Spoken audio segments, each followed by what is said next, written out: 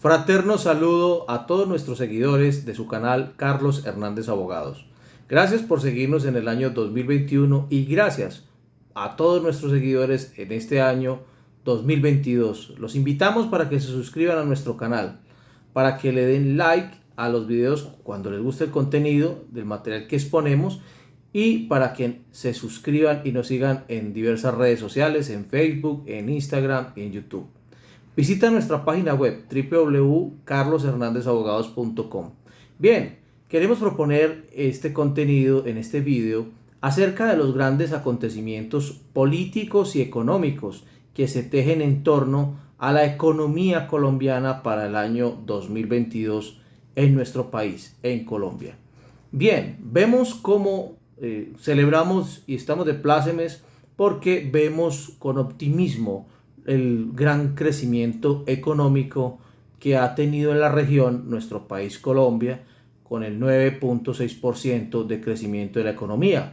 Si bien una economía en Latinoamérica realmente crece un crecimiento normal, es entre el 3, 3.5, 4% de crecimiento económico, es un crecimiento normal. Digamos que se ha disparado el crecimiento económico, pero también con ello han habido una gran cantidad de fenómenos que no son menos importantes y que amenazan ese crecimiento económico, tales como la inflación, que hablaremos en este programa y que tendremos en cuenta de en qué nos afecta a los colombianos y a los hogares colombianos, y en la práctica realmente qué es lo que incide esa situación macroeconómica que se da en la economía acerca de la inflación. ¿Y qué es esto?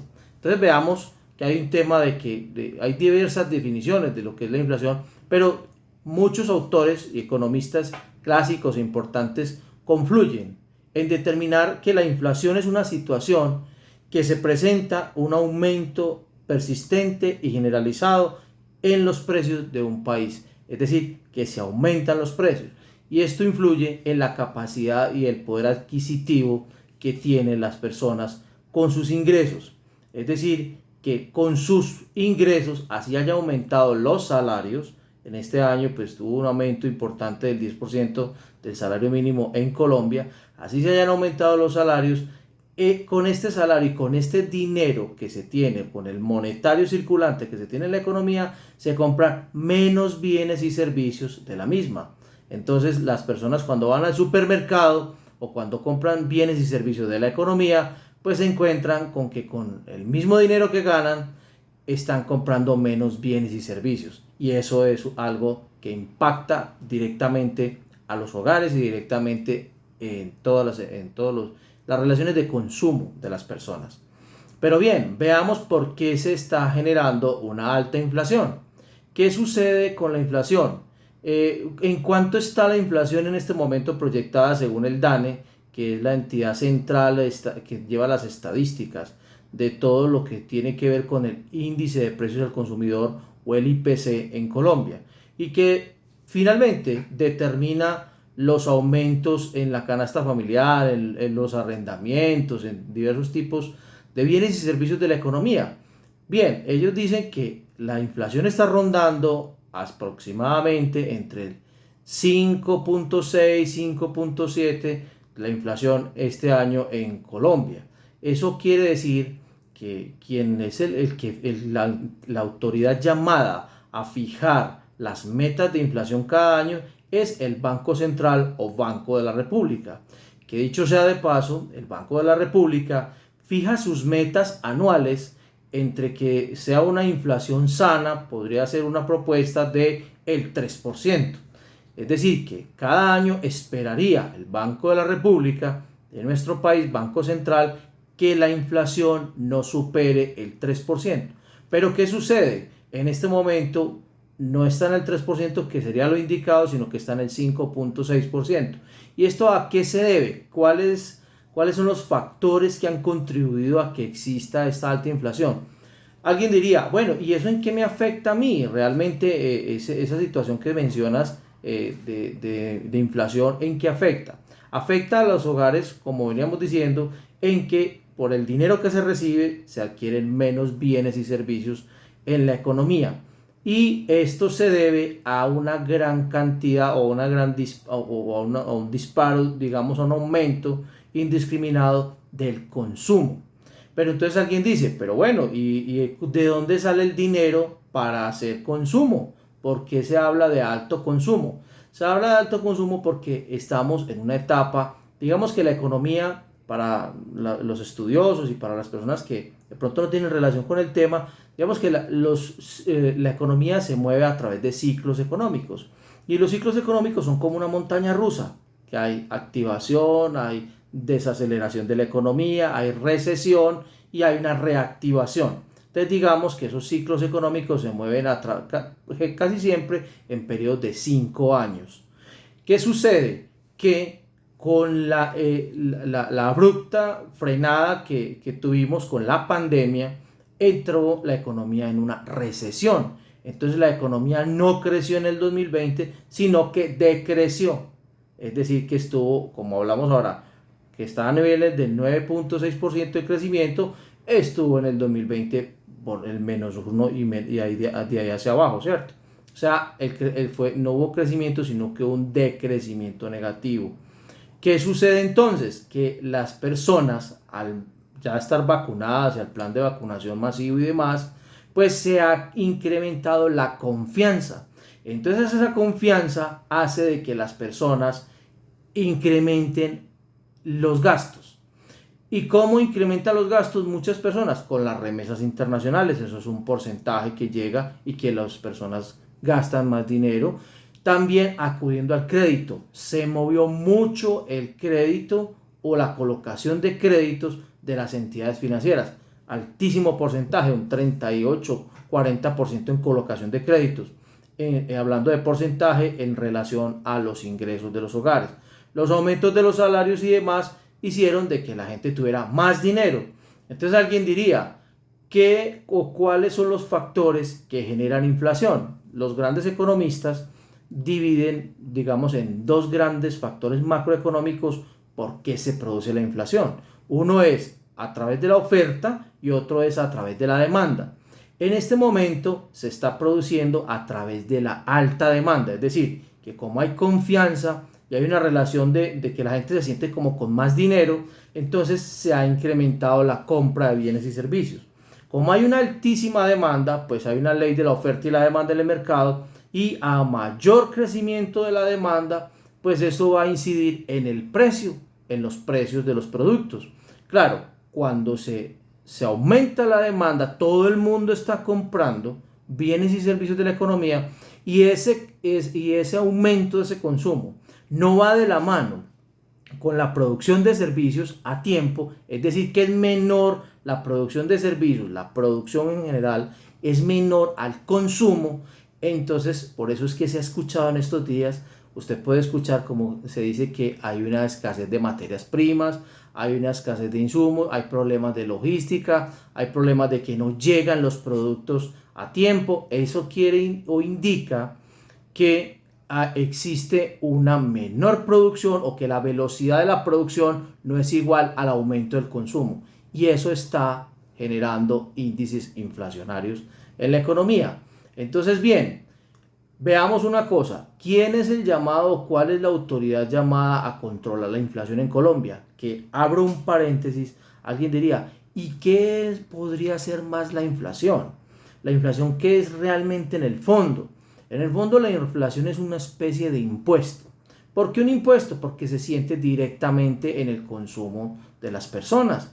Cuando usted tiene un dinero X y está recibiendo, es decir, usted va a hacer con un presupuesto el mercado y ya compra menos con ese mismo presupuesto. Está comprando menos bienes y servicios de la economía porque los productos están costosos, sea una alza de precios. Entonces usted está sintiendo, aparte de los impuestos del gobierno, está sintiendo ese impuesto que es a nivel mundial. Y veamos que la inflación no es solamente en Colombia, la inflación se ha producido a nivel mundial como un efecto colateral de la recesión que hubo por el efecto COVID. Digamos que es el coletazo que se da producto de esa recesión que hubo mundial. Entonces se va a escuchar mucho la palabra inflación, no solo en Colombia, sino a nivel mundial. Esto quiere decir que esto no es que lo produzca un gobierno, sino que es a nivel mundial. Pero aparte de ello, vamos a hacer otro enfoque ahora que también podría influir los gobiernos en que exista alta inflación.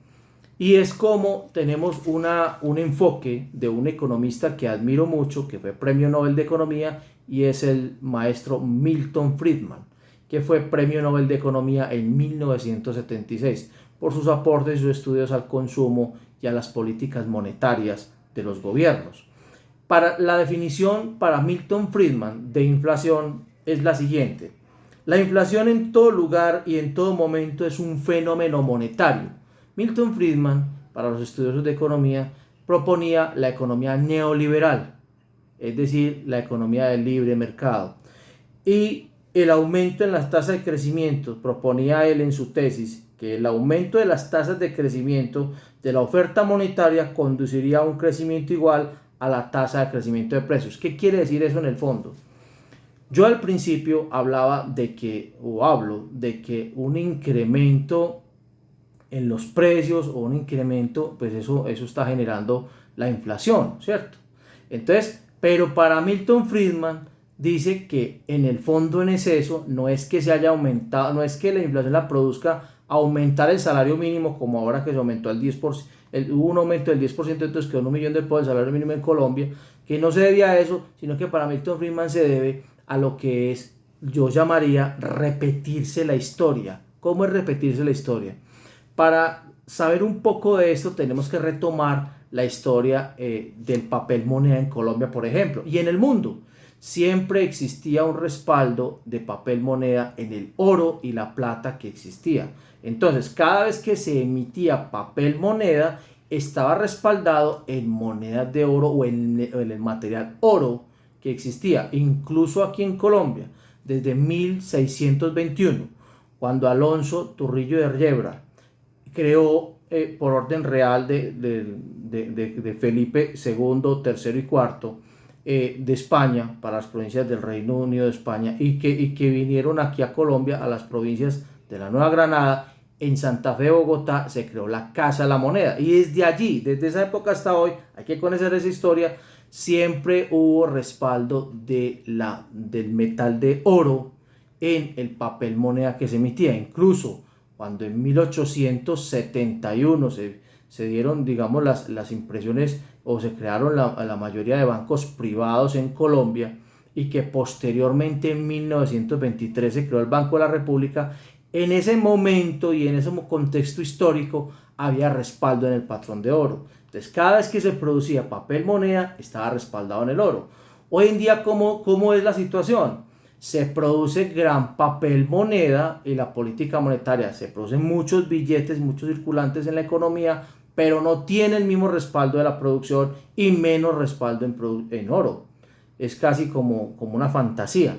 Entonces, todo ese tipo de situaciones que a muchos no les gusta analizar ese tema y que dicen, no, la inflación no se debe a eso, está de fondo que se está imprimiendo mucho papel moneda. Y eso es lo que hemos visto. Quienes nos han mostrado qué países a lo largo de la historia nos han mostrado unas altas inflaciones, incluso en las guerras, en Alemania, en la Primera Guerra Mundial, en la Segunda Guerra Mundial, en todos esos tipos en Europa se vivieron unos grandes hiperinflaciones, unos grandes alzas de precios. Incluso en Latinoamérica, en Brasil, en Argentina y en Perú en los años 80, usted podía ver billetes con unas altas denominaciones. En el 2008, por ejemplo, en Zimbabue, en África, hubo unas altas denominaciones, unos incrementos de precio y cantidad. Entonces eran cerros de papel moneda y por pocos bienes y servicios de la economía. Es decir, usted tenía que dar más billetes, más papel moneda por menos bienes y servicios. Entonces, ese en general es lo que se denomina como la inflación. Entonces, veamos que todo ese tipo de situaciones tendrá el gobierno que regularlas. ¿Y quién es la autoridad en Colombia llamada a verificar ese tema y a ponerle remedio a esa situación de la inflación?